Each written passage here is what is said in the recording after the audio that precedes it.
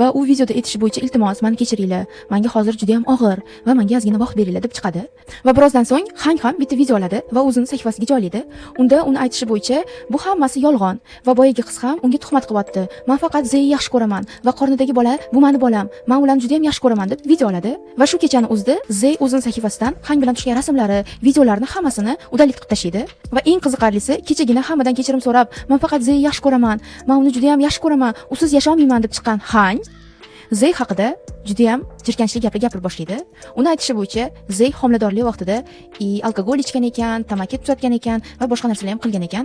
Va uni aytishi bo'yicha Zey shunaqangi darajada uni kontrolировать qilgan ekanki, boshqargan ekanki, hattoki qachon video qo'yishini, qachon nimadir deb chiqib gapirishini ham hammasini o'zi boshqarib turgan ekan. Buni ko'rgan Zey, indamasdan jim o'tirgan Zey prямой efirga chiqadi. Zey prямой efirda obunachilarga hammasini aytib beradi. Uni aytishi bo'yicha ular Hang bilan uchrasha boshlagandan beri Hang Zeyni 5 xonalik penthousda turgan ekan va ertalabdan kechgacha faqat 15 soatlab, 16 soatlab faqat uxlagan ekan va boyagi 5 xonali penthouse ijarasini Zey to'laganligi haqida. Hattoki Hangni har bitta kiygan kiyimlari, har bitta olayotgan mashinalari hammasi Zeyni puliga kelayotgani haqida. Hattoki Hang kiygan har bitta brendoviy kiyimlar, har bitta yeyotgan ovqati, har bitta yeyotgan produktasi hammasi Zeyni puliga kelganligi haqida.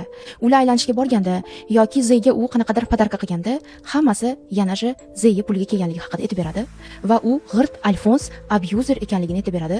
Hattoki bilasizlarmi, yana Hang Zeyni puliga o'ziga plastik operatsiya qilganligi haqida ham aytib beradi va buni ko'rgan, buni eshitgan obunachilar hammasi shokda bo'lib qoladi. Nahotki bu g'irt Alfons abuser, g'irt manipulyator ekan. Uni hech qanaqa ota-onasi boyvachcha emas ekan. Bu faqat boyvachcha qizlarni, boyvachcha blogerlarni puliga yashayotganligi haqida bilishadi va hamma shokda bo'lib qoladi. Aniqlanishicha, Hang hech qanaqa haqiqatan boyvachcha bo'la emas ekan. U yoshligidan bitta karaoke barda hostsiz bo'lib ishlagan ekan, ya'ni boyvachcha ayollarga ichimlik qo'yib yurgan va ularni ko'nglini olgan ekan.